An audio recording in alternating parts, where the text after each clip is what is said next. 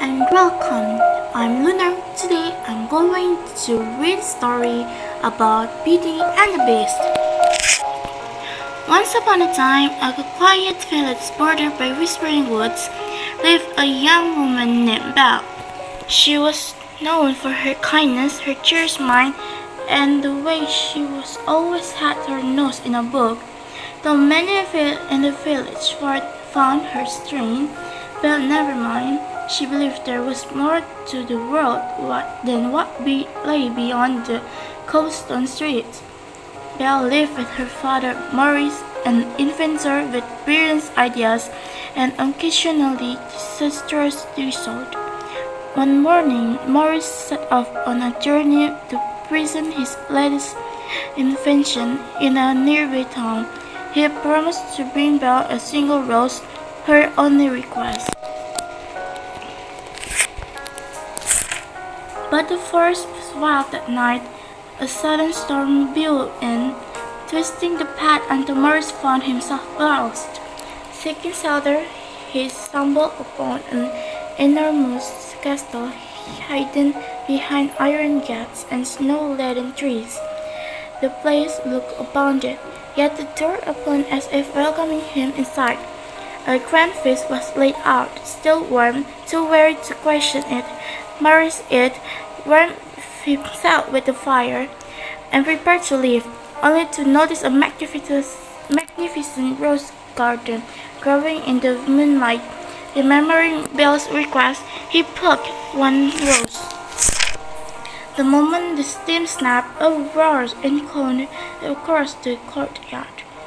From the shadows emerged a towering creature, part man, part beast, with eyes full of fury and loneliness.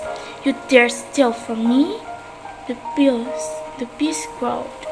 Maurice pleaded for mercy, explaining it was only for a gift for his daughter. The beast, angered by conflict, declared, "You will pay with your freedom." Days later, Belle found her father's horse returning alone and rode out in the search of him. She followed the path through the forest until she reached the castle. Then she discovered Maurice locked in a cold cell. Without hesitation, Belle offered to take his place. The beast accepted. Life in the castle was not what Belle expected. Though the beast was harsh and brooding, magical servants transformed by an old enchantment welcomed her warmly. Slowly, Belle claimed peace of what the beast used to be, a prince whose selfishness once brought doom upon the castle. Every kind act, every gentle word from the Belle seemed to chip away at his monstrous exterior and the walls around his heart. Over time, the two became companions.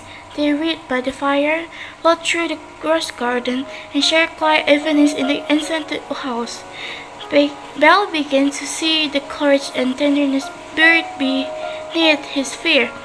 The beast, in turn, learned patience, humility, and love.